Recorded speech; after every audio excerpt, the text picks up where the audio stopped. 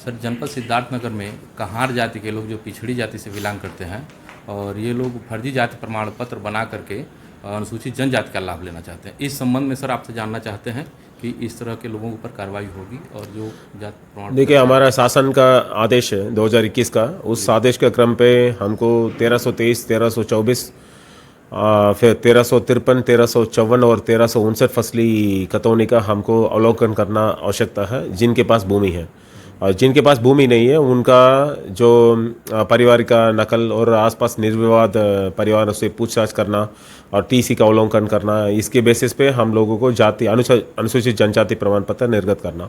इस बेसिस पे हमें पिछले बार हमको जितना भी शिकायत मिला है, हम नियमानुसार उसका टीम गठित करते हुए और जिला स्तरीय समिति के माध्यम से पक्षों को सुनवाई का अवसर देते हुए उसका निराकरण किया गया है। उसमें 5 लोगों का जो अनुसूचित जनजाति का प्रमाण पत्र है उसका निरस्त करने के लिए संशोधित किया गया जिला स्तर का समिति के माध्यम से। जी, जब ये लोग अगर निरस्त हो गए तो जो सरकारी पदों पे ये लोग काम कर रहे हैं, क्या उनका पद बर्खास्त होगा और उनसे रिकवरी ली जाएगी? देखिए, अग्रिम कार्रवाई नियमानुसार, वो भी आगे के कार्रवाई नियमानुसार की जाएगी। सर, जनपद में ऐसे लोग अगर फर्जी जाति प्रमाण पत्र निर्गत कराते हैं तो क्या संदेश है जनपद सिद्धार्थनगर को? देखिए, जो शासनादेश है, शासनादेश के अनुरूप कार्रवाई की जाएगी। ऐसे फर्जी है तो फिर उसका नियमानुसार निरस्त करने का कार्रवाई जिला स्तर समिति का गठन करने के लिए शासनादेश में उल्लेख है, और शासनादेश के अनुरूप कार्रवाई की जाएगी। सर, एक प्रश्न और रह गया। ऐसे लोग जो अनुसूचित जनजाति के नहीं हैं और ये लोग SC/ST का मुकदमा पंजीकृत करा देते हैं उसका लाभ लेते हुए, देखिए SC/ST का मुकदमा जो पंजीकृत करना है तो फिर इनका जाति भी SC/ST का रूप में मतलब होना चाहिए। यदि वो जाति में नहीं है तो फिर पंजीकृत नहीं हो सकता। तो ऐसे जांच अधिकारी जो विवेचना करते हैं, विवेचना अधिकारी के ऊपर क्या होना चाहिए कि ये लोग कैसे आखिर विवेचना करते हैं? देखिए, ये पुलिस का मामला है तो फिर संबंधित लोगों से मतलब पूछताछ करना सही उचित होगा। धन्यवाद सर। ठीक है, थैंक यू। अभी जिलाधिकारी सिद्धार्थनगर को आपने सुना, उन्होंने ये कहा कि विभागीय अधिकारी लोग इस संबंध में कार्रवाई करेंगे। सिद्धार्थनगर के बेसिक शिक्षा अधिकारी महोदय के पास हम आए हैं कि अगर शिक्षा विभाग में इस तरह से फर्जी तरह से जाति प्रमाण पत्र बना करके अध्यापक के पद पे कब्जा किया गया है, अनुसूचित जनजाति के पदों पे कब्जा किया गया है, तो क्या वो बर्खास्त होंगे या फिर नहीं है? अब मैं यहाँ के सक्षम अधिकारी से मिलता हूँ। जी महोदय, आपके वहाँ जाति सत्यापन समिति के द्वारा यहाँ पे नियुक्त कुछ अध्यापकों का जाति प्रमाण पत्र खारिज किया गया है और आवेदकों ने आपसे आवेदन भी किया है। इस संबंध में जिलाधिकारी महोदय ने ये बताया है कि विभागीय अधिकारी इस पर कार्रवाई करेंगे। श्रीमान जिलाधिकारी महोदय के आदेशों का पालन होगा या फिर नहीं होगा? बिल्कुल, जिलाधिकारी महोदय के आदेशों का पालन भी होगा और जो कि हमारी ये विभाग जो है उन पर कार्रवाई भी करेगा, क्योंकि उनके जो जाति प्रमाण पत्र है वो फर्जी है, तो उस पर उनके जो उनकी नियुक्ति वो समाप्त करने की कार्रवाई भी होगी। कौन कौन लोगों का जाति प्रमाण पत्र खारिज हुआ है सर? इसमें सुनैना और मनोज, ये 2 लोग हैं। सर, क्या वो लोग का जो सरकारी धन वेतन के रूप में आहरण कराए हैं उनकी रिकवरी भी होगी? इस पर भी आगे कार्रवाई होगी। जी जी जी। अभी आपने जिला बेसिक शिक्षा अधिकारी सिद्धार्थनगर को सुना कि मामले को संज्ञान में प्रमुखता से लेते हुए उन आरोपित व्यक्तियों के ऊपर प्रमुखता से कार्रवाई की जाएगी और उनका सरकारी जो वेतन आहरण कराए हैं उनकी रिकवरी भी सुनिश्चित की जाएगी। उत्तर प्रदेश में भ्रष्टाचार के मामलों में आप लोगों ने एक से एक खबरें सुनी होगी। कहीं धन का दुरुपयोग होता है तो कहीं जमीन का दुरुपयोग होता है, कोई घोटाला में जाता है तो कोई किसी का धन गमन कर लेता है। लेकिन सबसे बड़ा मुद्दा उत्तर प्रदेश का यह रहा कि इंसान के धन का घोटाला तो होता है, किसी के रुपए का घोटाला हो जाता है, किसी के जमीन का घोटाला हो जाता है। लेकिन यहां मैं आप लोगों को अवगत कराता हूं उत्तर प्रदेश के जनपद सिद्धार्थनगर में कि यहां इंसान के जाति को खा जाता है। सबसे बड़ा घोटाला इंसानियत का घोटाला होता है, लोग जाति का घोटाला कर लेते हैं। सब लोग धन खाते हैं, ये जाति पेट में कैसे पचता है कि जाति को भी खा करके लोग हजम कर जाते हैं। उत्तर प्रदेश के जनपद सिद्धार्थनगर में कुछ ऐसा मामला आया है जहां पे पिछड़े वर्ग के लोग अनुसूचित जनजाति का लाभ लेते हुए अपने आप को प्रशासनिक कार्यों में दक्षता दिलाते हैं और वहां से सरकारी धन आहरण कराते हैं। ऐसे कई पोस्ट पे मास्टर, अध्यापक, पुलिस, तमाम सारे पोस्ट को हथिया लिए हैं, जबकि यह पूरा पद आरक्षण के तहत अगर देखा जाए तो यह अनुसूचित जनजाति का है, लेकिन अपने आप को फर्जी अनुसूचित जनजाति साबित करते हुए सरकारी पदों पे इसका लाभ लेते हुए और उसका उपभोग करते हैं। इतना ही नहीं, ये सरकारी उपभोग और धन का आहरण तो उपभोग करते ही हैं, लोग जब ताकत हासिल कर लेते हैं और शक्तियां उनके पास आ जाती है तो अनुसूचित जनजाति के इसी शक्तियों का इस्तेमाल करते हुए कुछ लोगों पे प्रशासनिक एससी और एसटी का मुकदमा भी दर्ज कर देते हैं। मैं आप लोगों को लेकर के चलता हूं उस पीड़ित लोगों के पास, और इस संगठन में जो बहुत बड़ी आवाज उठाने वाले लोग हैं उनके पास लेकर के चलता हूं, कैसे लोग खारिज हुए और क्या क्या लाभ इन लोगों को मिला। मैं विजय चौधरी जी के पास ले चलता हूं और इनका परिचय जानता हूं। महोदय, आप अपना परिचय बताओ। श्रीमान जी, आप लोग आए हैं, बहुत बहुत धन्यवाद। मैं विजय बहादुर चौधरी, राष्ट्रीय अध्यक्ष मूल आदिवासी जनजाति कल्याण संस्था से आया हूं जी। मैं थारू जनजाति से हूं। और बताएं। ये जो जनजाति का जो पद है कुछ पिछड़े वर्ग के लोगों के द्वारा हथिया लिया गया है जी। जैसे कहार जाति हुई, कमकर जाति हुई, खरवार, ये सब चीज लोग जो अपने आप को कहते हैं कि मैं अनुसूचित जनजाति हूँ, कहार होते हुए भी उत्तर प्रदेश में क्या ये लोग पाए जाते हैं? नहीं। कितने जनपदों में ये लोग पाए जाते हैं? उत्तर प्रदेश के मिर्जापुर के पहाड़ी क्षेत्रों में ही पाए जाते हैं जी। जिसके उदाहरण सरकार द्वारा एफिडेविट लगाया गया है स्वरूप चंद सिंह में जी। कि केवल मिर्जापुर के पहाड़ी क्षेत्रों में ही पाए जाते हैं जी। आपके शोध संस्थान के शोध 89 में भी यही दर्शाया गया है कि मिर्जापुर के पहाड़ी क्षेत्रों में ही अनुसूचित जनजाति गुण पाए जाते हैं। 2004-05 के शोध में भी दर्शाया गया है कि यह 1971 तक शून्य है, किसी जनपद में नहीं है, और 1981 से 91 तक काफी मात्रा में ये बढ़ गए हैं। इनको दर्शाया है कि कहार गुण है, न कि वास्तविक जनजाति गुण है। अभी आप लोगों ने विजय चौधरी जी से सुना कि जाति सत्यापन समिति के द्वारा स्पष्टता यह दिशा निर्देशित किया गया है कि ये लोग मिर्जापुर, कैमूर जिलों में जो पहाड़ी क्षेत्रों में आदिवासी लोग रहते हैं वो गोंड जाति, वो अनुसूचित जनजाति हैं। लेकिन हमारे जैसे सिद्धार्थनगर, बस्ती, कुशीनगर, महाराजगंज, गोरखपुर, इन जनपदों में क्या ये लोग पाए जाते हैं? नहीं, यहाँ कहार पाए जाते हैं जी। जो अपने को जाति परिवर्तन कर जी गुण अनुसूचित, कहीं अनुसूचित जाति गुण बन गए हैं, कहीं अनुसूचित जनजाति गुण बन गए हैं। मैं डीएम साहब को यहाँ धन्यवाद देता हूँ कि इनकी सत्यता का राह उन्होंने पकड़ा। बहुत बहुत धन्यवाद के पात्र हैं, ईमानदार हैं। उन्होंने जांच कराई, कहार मिलने पे नंदलाल गौड़ का, उनके पूरे परिवार का निरस्त किया है। पुनः धन्यवाद।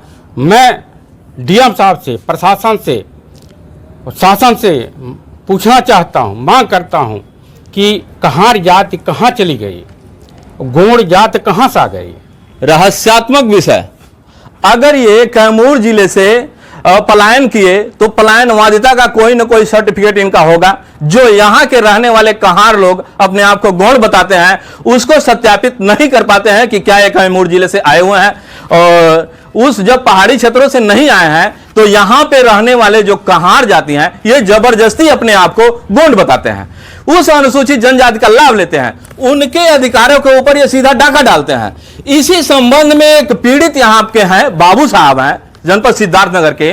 आइए आप लोगों को अवगत कराऊं कि आखिर ये क्षत्रिय महोदय का अनुसूचित जनजाति से क्या वास्ता है, क्यों उन्होंने इसकी लड़ाई कहीं लड़ी, कहीं इनका निजी स्वार्थ तो नहीं है कि बाबू साहब देखें कि इनकी लड़ाई लड़े अपना निजी स्वार्थ सिद्ध कर रहे हैं। आइए मैं आप लोगों को बाबू साहब से मिलवाता हूं। ये आप अपना नाम बताओ। जी, मेरा नाम शिवम सिंह है। शिवम सिंह जी, आप तो क्षत्रिय बिरादरी से बिलोंग करते हैं जी। आपको इन जातिगत मामले में पढ़ने का वजह क्या आया? इस जातिगत में पढ़ने की वजह यह है कि हम 7 महीना निर्दोष जी, बिना किसी दोष के 7 महीना SC ST में जेल काट के आए हैं, और हमारे यहाँ उसका बाजार के सुगही निवासी नंदलाल गौड़ हैं।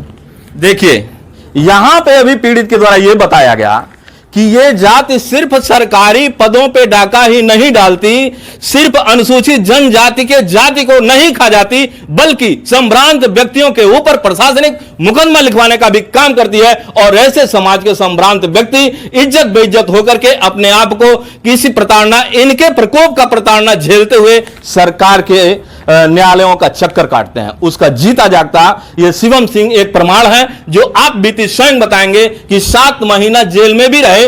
और उससे भी बड़ा विषय यह हुआ कि जब SC/ST का मुकदमा पंजीकृत हो जाता है तो SC/ST के मुकदमे को पंजीकृत सत्यापित करने के लिए, विवेचना सत्यापित करने के लिए सीओ महोदय इसके पूर्णतः जिम्मेदार होते हैं, जबकि चतुर्मुखी विवेचना सीओ महोदय के द्वारा होना चाहिए। वो किस जाति से बिलोंग करते हैं तब SC/ST का मुकदमा पंजीकृत हो सकता है।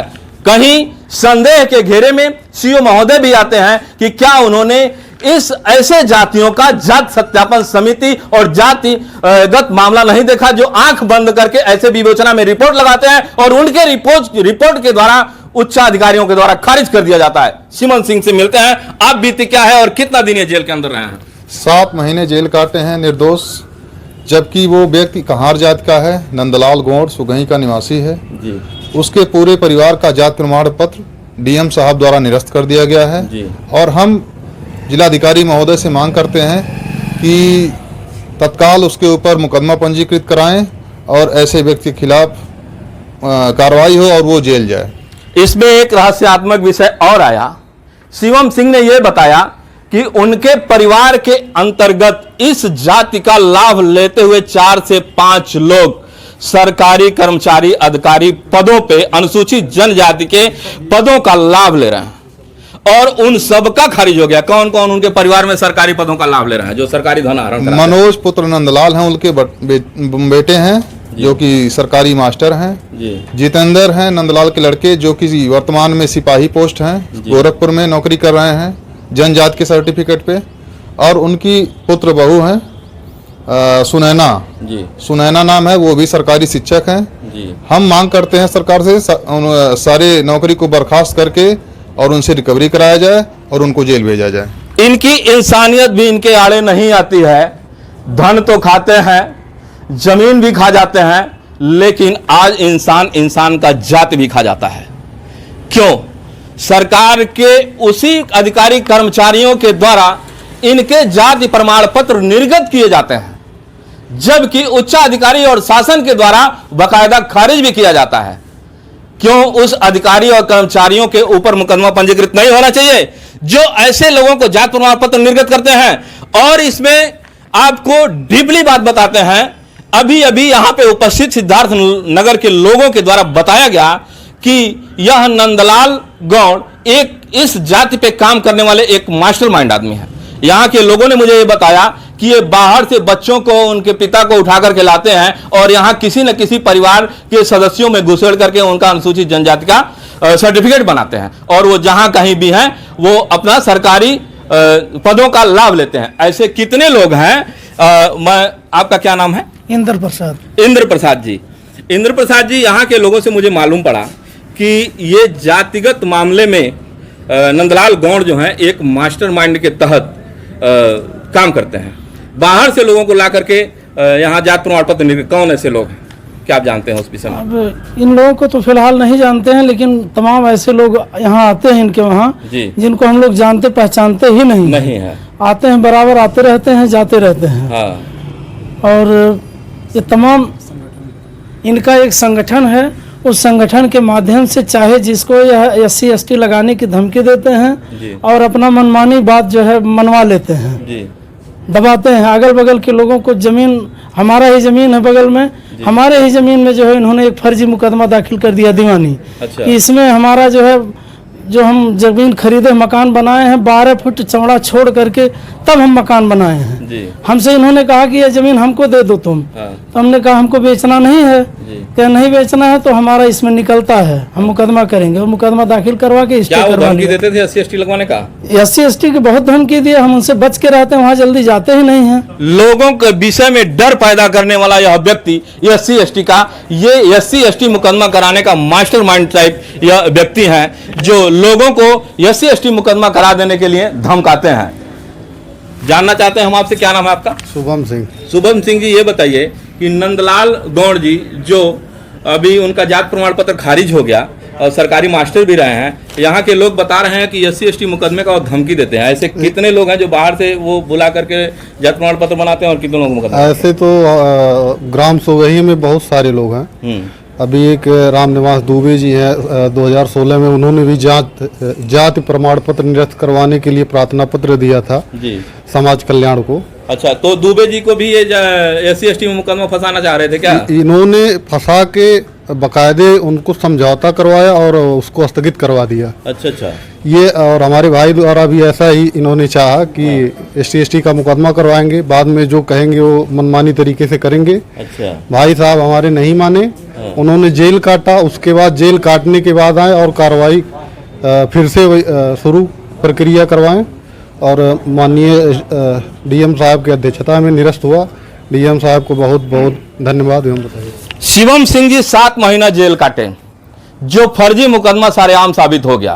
क्या इनको न्याय नहीं मिल सकता है प्रशासन के द्वारा कि जबकि समाज में ऐसे लोग अगर संभ्रांत व्यक्तियों पर SC/ST का मुकदमा कायम करवाते रहेंगे तो समाज में क्या इनकी इज्जत नहीं है?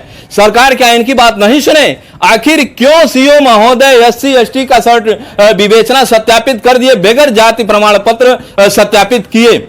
आज उच्चाधिकारियों के द्वारा जब इनका जाति खारिज हो गया तो क्या CO महोदय और जिन अधिकारियों ने इस केस का विवेचना किया था वो जिम्मेदार होंगे? क्या इनकी भरपाई कर सकते हैं? इनके बच्चे जो 7 महीना तक रोड पे आकर के घूमते रहे, क्या इनके बच्चों को न्याय दिला सकते हैं? इस तरह से फर्जीवाड़ा करते हुए यहाँ के लोग यहाँ के अधिकारियों की छाया में पल रहे हैं। देखते हैं सरकार क्या इस मामले को संज्ञान में लेती है या फिर ऐसे ही लोगों का इज्जत बेइज्जत करते हुए सड़क पर घुमाने का काम करती है। भारत रक्षक न्यूज के लिए